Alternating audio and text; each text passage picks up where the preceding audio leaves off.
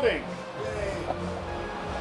Hello, ladies and gentlemen. We're back. Industrial Amputation with a mini interview. We've got Skull Cultist. Gentlemen, introduce yourselves, please. We should go first. I guess The brains. Oh yeah, I'm Steve Saunders and I do Skull Cultist.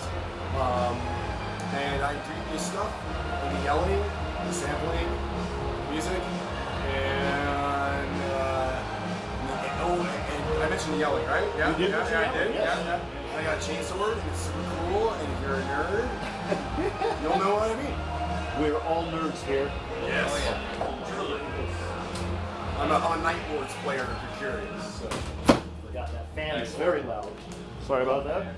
Oh, yes, we're gorilla in this industrial amputation No, it's thing, good for stuff. sure. They did Terminator that way. So, Worked out. My name's Adam Jones. I'm doing keyboard support for Skull Cultist, and I'm doing Mortal Realm on Saturday at Mechanismus. we will be talking with Mortal Realm later. And, Hey guys, Eric Gustafson here, local band whore, apparently. But yeah, this guy is my good friend, and I came in a little late in the game, but we learned some songs and we played a show, and it went great. Yeah. So thanks for having me, Steve. Yeah, buddy. I can't wait to add the guitars on the next album. It's Hell been yeah. delayed, so we can get Eric on there. Hell yeah. Maybe get Adam on there too. This is a much better vocalist than I am. now, just put it out there. I was talking to Mr. Archer from Stoneburner yeah, and Steve's awesome. Ego Likeness, and while you guys were playing, he said he would very much like to play drums with you guys. My answer is yes. So, Hell yes. Yeah, because I I make this love Steven. fucking super group happen. He's awesome. Absolutely. Papa Wolf in the house. Yes. That's Now if I right. can just get like Dawn and do some vocals. Ooh, yeah, He's Eric. for sure. This was just, hey everybody. It's like a new pig face or something like that. There you go. You know, I mean, we need a new one. Yeah, yeah. Martin, No, you you can't know, replace it. Martin could even come in and do stuff. I would You know, be open to that. Yeah, right? Absolutely. We really would, Martin. We love you, man. So, what made you want to start writing music?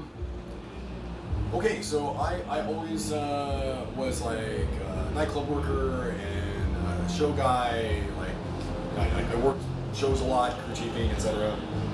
And so I was on that end. Back when I lived in Spokane, I did like keyboards for a couple of bands, but not very often. Like not really. And then I got a back injury. Like I literally ruptured a disc. I was laid up. They told me I wouldn't walk properly again or I needed assistance. So I was in bed for like 2 months and I was driving my partner Nicole crazy. She does a lot of the vocals, those really cool major Roddenberry style vocals. That's my partner in life crime, Nicole. And she suggested I do some music, so I started doing some projects like Mr. Soft and Were Spiders and Cultivator. And then I started doing Skull Cultist, and there was a deep personal tragedy occurred with one of my best friends who does the artwork, like all this stuff. Yeah, This is, yeah. Ruby. And they said, you know, you should focus on Skull Cultist, and that's what happened. And then I focused on, I've been refining and refining. I think my production's getting better. Absolutely. Yeah, Very quickly, and, actually. yeah, and I've learned a lot. I had a lot of people helping. You know, Colin, shout out to Colin Slider and Mark from Out. So like those are favorite people, bands. Eric's been helpful. Talking to Adam, you're like you chat and find out like what are you doing for like rendering and different stands. You're teaching me about lights. What's up? You're teaching me about lights. Oh yeah, I did lights and film, so I know a little bit about lights. Like I'm not that. He helps me out there, for sure. It's fucking awesome, man. It's a family affair. Yeah, absolutely. What's the point? What's some people in their midlife crisis do like, you know, I always say like go like a convertible or I'm gonna get a yacht or whatever the fuck people do. Yeah. And I'm like mine's like I want to do a band. Yeah. Yeah. That's fucking awesome. Well, you guys stomped the fucking shit out of the stage out there. Thanks, man. That was fucking wild. Thank you. What a way to open up, huh? Yeah, Opening ceremony. Yeah, opening ceremony, and you guys came in hot, and you set it up for the whole fucking night. Oh, yeah, we were hot. absolutely beautiful. Yeah, no, Very it's, sweaty. aside from it being a fucking sauna in the El Corazon, they've With a got a trench fan coat, out yeah. there now with a big hole in the wall, so at least the air gets out. I worked a long time ago for a couple shows here, and I remember thinking I called it the Calazone because there were melted cheese inside. And by the way, the stuff here is lovely, right? Yeah. But I'm like, man, I really hate to play a show here. And just because of the heat. Yeah. Right? But I mean, actually, it's very cool down there. Yeah. Like, the air conditioning's on point. And Yeah, it's no, great. they've brought it up. Oh yeah, Fucked up a absolutely. ton, yeah. Absolutely. They really Would- have. Would play here again. Yeah. No hesitation. Absolutely, Sure. yeah. 'Cause I've been here where I've walked out and my clothes are holding like the 12 pounds that I've lost in sweat. Yeah. You know, it's great. Yeah. So, for people not familiar with your music, what release do you think is the best starting point? I would certainly say Hardcore Rituals, guys. Like, Yeah, absolutely. The checks. yeah, it's definitely the best produced, the best. It definitely shows you the breadth of what Skull Cultist is. Industrial EBM, influenced by Mothership, Womska, that kind of stuff. Oh, yeah. I compared to Numb a lot, which I even feel weird saying that because it's one of my favorite bands, but I never thought about it. Like Digital Pool was another one to review, and I was like, wow, that's awesome. But I don't. But so Hardcore Rituals definitely incorporates a lot of that. The earlier stuff plays with like rhythmic noise a bit and stuff. I mean, I still enjoy Blood Carvings, but I'd say Hardcore Rituals. Okay, good. Yeah, You guys- that one's actually about the next question. Your last album, Hardcore Yes. Rituals, which is really great. Came out in May of the last year. It was like a horror movie. Do you have any new material in the works? Oh, kind of cool, man. 6 beers. Oh no, it's just David. Gen Cap's trying to break into. We got Gen Cab back. Gen Cab's back. By the way, Gen Cap had a killer set. Yes, they did. David and Elena are sweethearts and Yeah. amazing people. Yeah, fucking fun. They had a great interview in here too. Oh, so, fantastic. yeah. Do you have new material in the works? Yes, Crushing Indications has been delayed, and because we're adding Eric's guitar to it, just a few of the tracks, and we played a few of the tracks at the show tonight, like Doom Generation, Get Some, Crushing Indication, and I think there was what was our set? Like, I don't know. But that should be coming out in a month, and I got one of the tracks, Feast of Crows, will have Nicole's vocals in the whole thing, kind of like. The last track, Yeah. Duskfall. Okay. Like that's Nicole on that one. Oh, wow. Okay, yeah. And I know she hates me talking about it. She's bashful about it, but she's amazing. So You can't deny she the put. talent. What's that? You can't deny the talent. No, Nicole's amazing, and she puts up with my shit, and I talk a lot. So There's a lot to be said for someone that puts up with your shit. Yeah. There really is. Yeah, So, Says is it a little bit more cerebral now? absolutely, hit me. Your earliest memory of art having a profound effect on you? All three of you. Okay, here, hit it. Hey, I'm on the spot now. Just checking. You said art. Art. All right. Do music, art, paint, Not whatever. not farts. No. If it's artistic and you want to say it, yeah. Well, I mean, Yeah. Mozart was really into farts. That's true. That But is true. Seen the letters. Oh boy. Yes. He's a dirty boy. He was super dirty. He's awesome. Nasenspiele. Yeah. Anyway, sorry. You guys are. I'll quickly answer. My family growing up was all very musical, and so I grew up being surrounded by acoustic guitars and singing and stuff like that, and so that kind of inspired me to start playing. And then I became a skate punk, and I begged my mom to buy me a bass because like all the coolest hardcore songs like DRI and stuff like that, they all started out with this dirty bass, and like I want to do that. So yeah. It's fucking awesome. Nice. Adam. I'll go.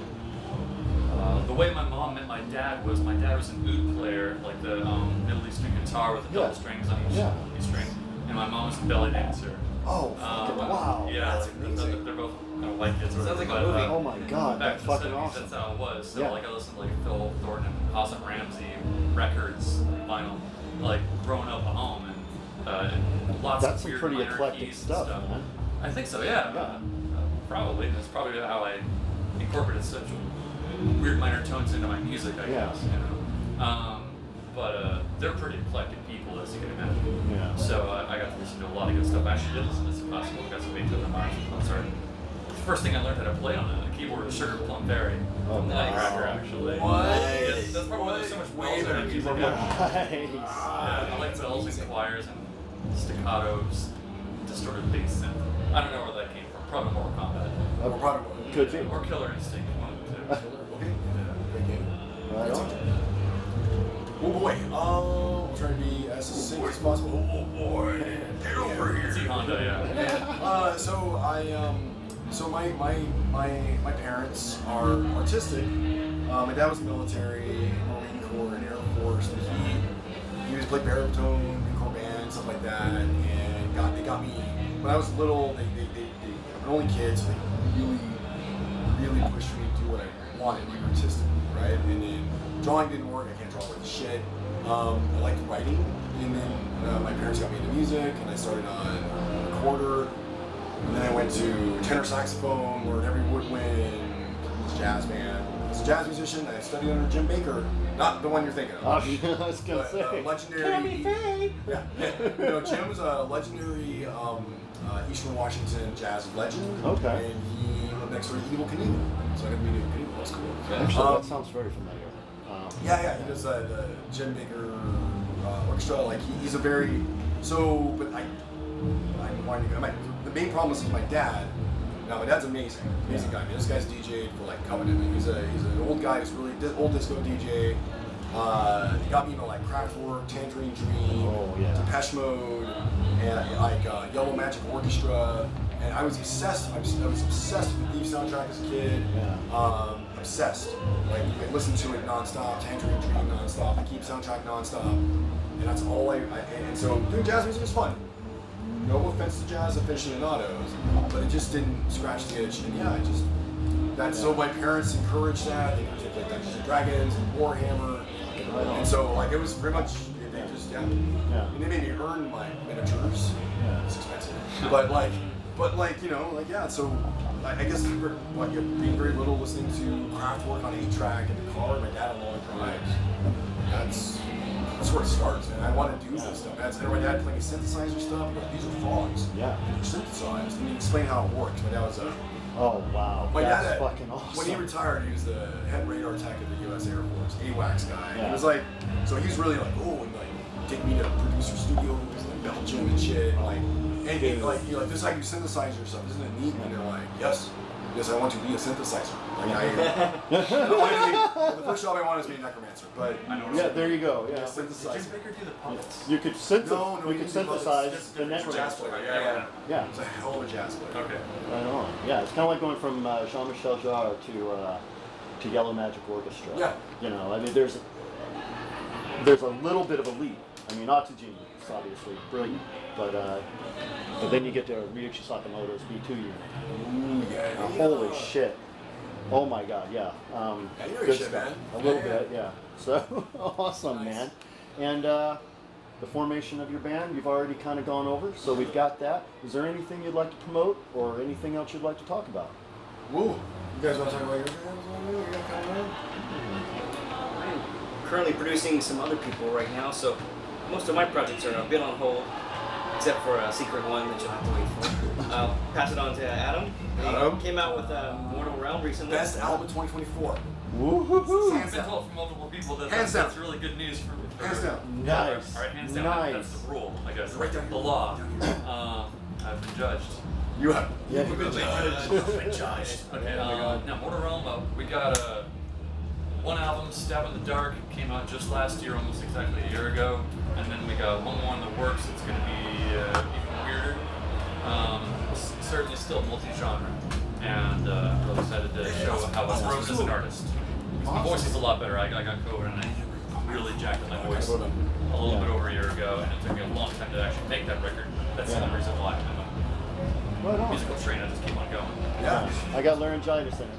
My voice hasn't been the same since. Yeah, so it's really hard as a musician. I can't wait to see you on stage so you can be hand tracked. Oh yeah. We've also got a fishy in here today. Hi there. Great guys. The sound is really, really fucking good. I love it. I'm just looking for my food. Oh, where is it? Yeah, I think it's in the other room. And there's a refrigerator, I I think. really love you. Oh wait, is it in there? That's water. No. Okay. All right. Well, I was just gonna say real quick. After Cartoon Vacations, I started working on Groveling Worship Machine, and I have my own label imprint, Cat 1381. Okay. I'm really into peasant revolts and revolutions and stuff. So yeah, that's coming. Like I'm working on that now, and I got a couple EPs coming out that are Remix Hammer 1 and 2. Yeah. You'll hear some new new versions of like tracks like Void Mother and some hardcore and Crush It. Blood Carvings. Okay. Blood Carving with guitar, and then there'll be remixes from Caustic. I'm gonna say like a row. And then, yeah, we got a whole bunch of remixes like Tachyon Crisis Talon from a sick project from the UK. Did like a 10-minute drum and bass mix of Rivet Hammer. Viola Wanda, bunch of Bixley. You gotta check out Bixley. Anyway, a lot of people. And yeah, so 2 EPs coming out, remixes. Yeah, this is my reading Right glasses. on, man. Here we go. Yeah, Awesome. thank you, Joe. Thank you guys. That's just fucking amazing. You guys kicked ass out there. It was fucking wonderful. We fucking appreciate you being here. Have a great time. You know we're gonna see you in a couple of days. Wait, tomorrow or the Saturday? With the Frontline Assembly Day. Yes, with the Frontline Assembly. Yes. Funkerbook. Yes. Yeah. So it's gonna be a big place. Everybody, check out Mechanismus. Check out your local music scene. Spend some money on fucking merch. Spend some money on fucking physical media. And keep playing fucking revolutionary shit. Cheers, everybody.